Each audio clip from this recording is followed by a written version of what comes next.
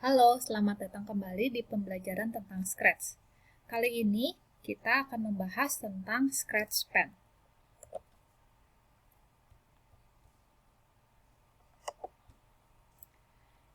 Sebelum kita mulai, semoga kalian berada dalam keadaan baik ya, kita semua. Stay safe. Oke, kita akan mulai.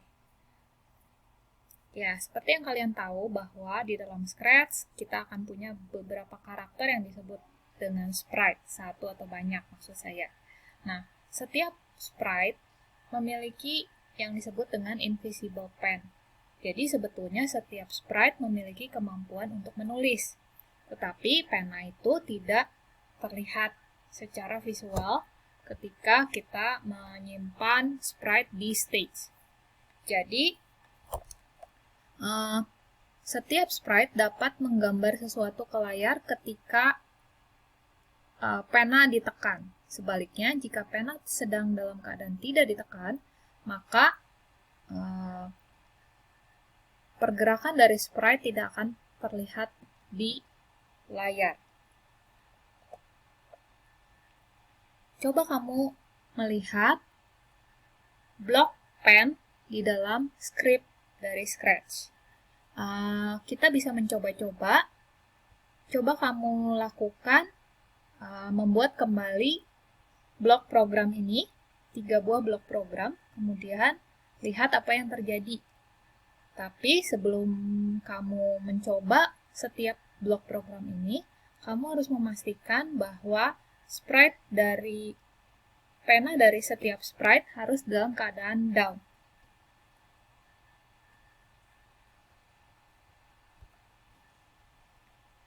Nah, setelah kamu mencoba aktivitas tadi, sekarang waktunya kamu mencoba membuat sprite yang dapat menggambar.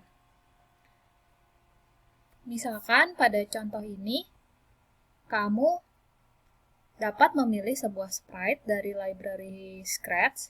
Kemudian aturannya adalah jika user menekan tombol panah atas, maka sprite kamu harus dapat bergerak ke atas sebanyak 10 step. Sebaliknya, jika ke bawah, bergerak ke bawah sebanyak 10 step. Jika user menekan panah kanan, maka sprite kamu harus berputar sebesar 10 derajat. Sebaliknya, jika ke kiri, maka buat sprite kamu berputar ke kiri sebesar 10 derajat. Kira-kira bagaimana caranya? Kamu coba dulu ya. Ya, kira-kira seperti ini kode yang kamu buat. Kamu bisa menambahkan di awal inisialisasi misalnya untuk posisi dari sprite kamu. Misalnya, supaya sprite kamu tepat ada di tengah layar, maka pada saat green flag diklik, kamu bisa beri perintah go to X0 dan Y0. Lalu, misalnya, kamu akan mulai dari keadaan awal sprite menghadap ke 0 derajat Scratch. Artinya dia akan menghadap ke atas. Lalu kamu bisa melakukan beberapa inisialisasi lain, misalnya untuk warna pena kamu. Misalnya di sini warna penanya ditetapkan berwarna merah. Kamu bisa mencoba-coba nanti dengan warna random. Begitu pula dengan ukuran penanya. Misalnya di sini diberi nilai default ukuran penanya 3 ketebalannya. Lalu jangan lupa berikan instruksi pen down. Artinya ketika dia ada di posisi 0,0 dan mengarah ke 0 derajat, penanya sudah berada dalam keadaan aktif. Lalu jangan lupa clear untuk membersihkan layar dari semua efek grafis lainnya. Lalu jangan lupa tambahkan when up arrow, when down arrow, when left arrow, dan when right arrow key press. Artinya ketika tombol-tombol ini ditekan, apa yang harus program kamu lakukan? Sesuai rencana kita sebelumnya, kalau tombol panah atas dan panah bawah atau panah bawah ditekan, maka sprite akan move sebanyak 10 steps. Sehingga cukup lakukan kalau up arrow move 10 steps, tetapi jika down arrow maksud saya, atau panah ke bawah, maka move minus 10 steps. Kalau panah ke kiri ditekan, maka putar, turn, left, 10 degrees, sebaliknya panah ke kanan. Oke, kamu coba ya, apa yang saya jelaskan ini. Nah, berikutnya kita akan mulai mengenal the power of repeat statement in Scratch. Apa itu repeat? Mari kita lihat. Ya, pada contoh ini, dimisalkan kita akan membuat sebuah program untuk membuat persegi. Maka, rancangannya kira-kira seperti ini. Pertama, kamu akan mulai dari sebuah posisi start, lalu kamu akan menggambar garis dengan pena ke arah kanan. Lalu kamu akan berputar maksud saya, sehingga sprite kamu menghadap ke atas. Setelah menghadap ke atas, baru sprite kamu mulai maju lagi dengan penanya aktif. Kemudian berputar lagi, menggambar lagi, berputar lagi, menggambar garis lagi, sampai kembali ke posisi awalnya di start. Nah, bagaimana kodenya? Kira-kira sama seperti yang tadi untuk inisialisasi penanya dan posisi maupun arahnya. Yang berbeda adalah sebelah kanan. Kamu bisa melanjutkan kode ini dengan caranya adalah move 100 step, misalnya kamu mau membuat persegi dengan ukuran 100 x 100, lalu berputar 90 derajat, jalan lagi sebanyak 100 step, berputar lagi, dan seterusnya sampai kembali ke posisi awal.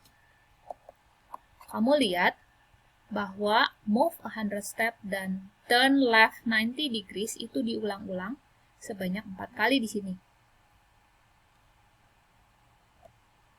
Ini yang pertama. Lalu, kedua instruksi itu diulang lagi, diulang ketiga kali, dan diulang sebanyak 4 kali. Padahal, instruksinya persis sama, yaitu move 100 step dan turn left 90 degrees. Nah, kita dapat meringkas kode tadi sehingga lebih pendek. Caranya adalah dengan menggunakan repeat block yang ada di bagian control. Kamu bisa menemukan bagian repeat ini di bagian control block dari Scratch. Warnanya seperti ini, kuning. Kalau kamu mau mengulang-ulang kedua instruksi tadi, kamu tinggal masukkan kedua instruksi tadi ke dalam lingkup repeat. Lalu, kamu mau mengulang sebanyak berapa kali? Karena kamu mau ulang sebanyak 4 kali, maka kamu isi nilai di dalam repeat menjadi 4. Akibatnya, kode kamu bisa sangat pendek seperti ini. Itulah indahnya repeat statement. Oke. Perhatikan, tadi kita melihat bahwa pada saat awal kita perlu melakukan inisialisasi. Salah satunya adalah arah atau direction. Perhatikan bahwa initial direction ini sangat berpengaruh terhadap hasil akhir. Misalnya, pada ilustrasi ini diberikan notasi lingkaran merupakan initial position. Misalnya, semua initial positionnya berada di tempat yang sama, yaitu di titik 0,0. Tanda panah menunjukkan initial direction-nya. Pada gambar pertama, initial direction-nya mengarah ke bawah.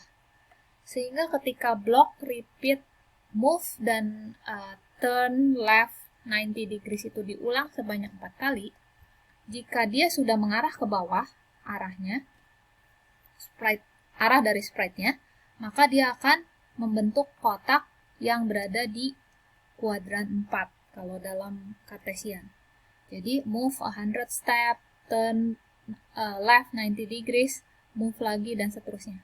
Gambar yang akan dihasilkan adalah seperti ini. Coba kamu ubah kode tadi sehingga initial direction-nya berbeda-beda. Coba perhatikan apa hasilnya. Kamu akan melihat kalau initial direction-nya menghadap ke kiri, maka persegi yang terbentuk ada di sebelah sini. Tapi kalau menghadap ke kanan, maka kotak yang terbentuk ada di sebelah sini. Demikian juga kalau sudah menghadap ke atas, maka dia akan bentuknya seperti ini. Move, lalu turn left, move lagi, turn left lagi, move lagi, turn left lagi, dan seterusnya.